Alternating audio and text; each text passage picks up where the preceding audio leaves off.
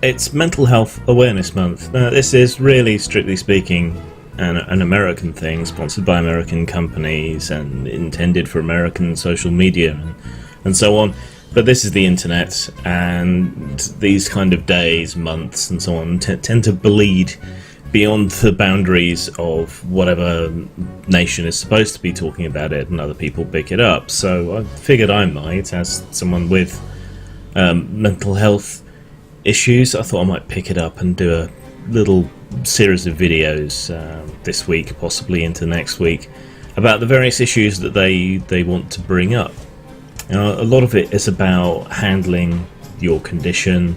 It's about raising awareness and acceptance, but awareness has been raised these past few years. People are even begrudgingly admitting that the higher rate of male suicide might be something worth looking into. So I don't know that awareness is so much the thing that needs to be done, but they do provide some topic prompts and suggestions and ideas of things to talk about, and there's certainly no harm exploring some of those, and maybe talking about some other issues. So if you've got questions or aspects of mental health, whether it's mental health drugs or regimens or therapy or how to drive acceptance or explain what it's like or whatever, any aspect of mental health or benefits or stress or anything like that, please leave a comment down below,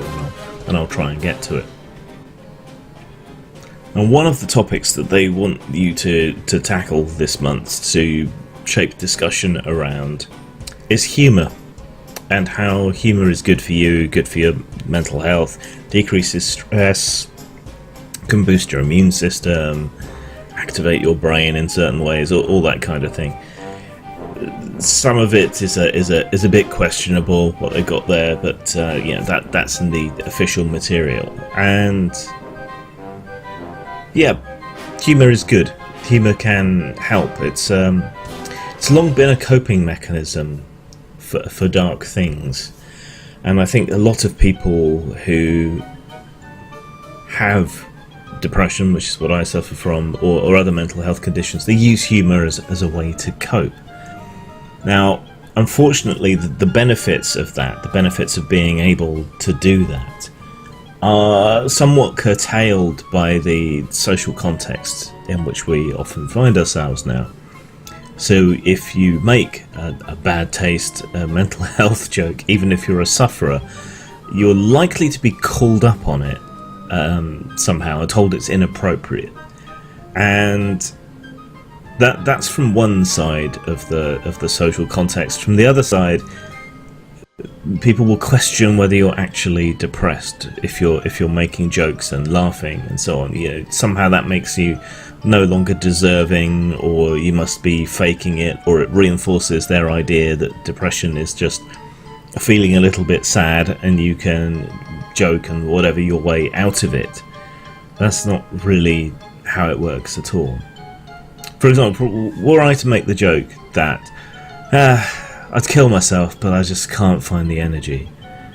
Yeah, it's not a particularly funny joke, but it's a way of coping. It's a way of joking about the condition of depression, of joking about suicide and disempowering it, while at the same time creating a kind of outlet, and maybe sometimes, but not always, sending a kind of coded message to people around you that you're not feeling too good, that you're struggling, and you're engaging humour as a coping mechanism to deal with it. So humour can be good for all of these reasons, but it can be hard to explore, it can be hard to use when you're going to get shut down or called insensitive or be considered undeserving because you've made a joke. And that's hard to cope with, and I think that prevents a lot of people using humour to deal with what's going on. Black humour is like food, not everyone gets it, as the old joke goes. But even when you're doing it for yourself, when you're doing it for your own mental health, for your own well-being, someone is still going to step in and say, well, you shouldn't do that, that's not appropriate, and so on and so on and so on. It's difficult. It really is very, very difficult in this atmosphere to know where the boundaries are when there shouldn't really be any. And weirdly, identity doesn't seem to matter that much. I suppose mental illness isn't as obviously physically manifest. There's no wheelchair, there's no crutches. The kind of people that would excuse someone saying certain things if they're of a certain race.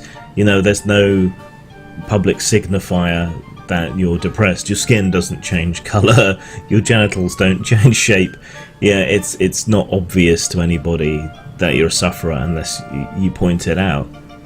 And even when you do point it out, people seem to be unwilling to reassess or admit that they might have been wrong, or that you might know best how to cope with your own mental health issues. And that's a bit different to some of these other things.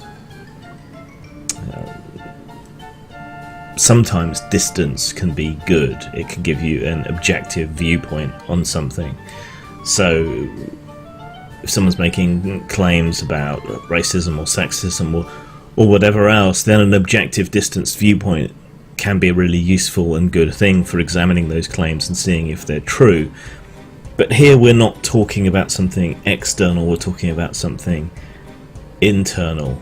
How someone feels, how someone reacts to the world around them. And what's good for one person to cope with their mental health issues might not be good for somebody else. But really, who are we to judge when it all comes down to it? Wish my lawn was emo, then it would cut itself.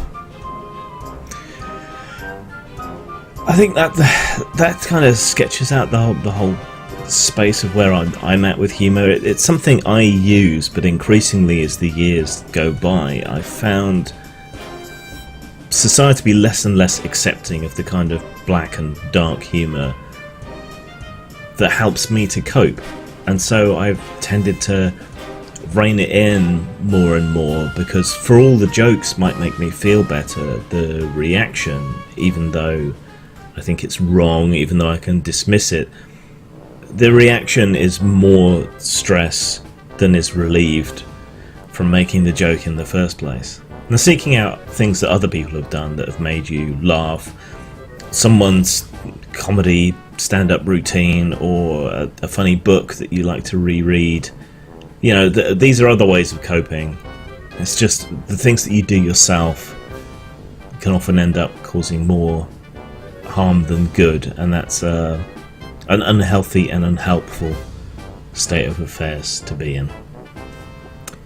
Zang.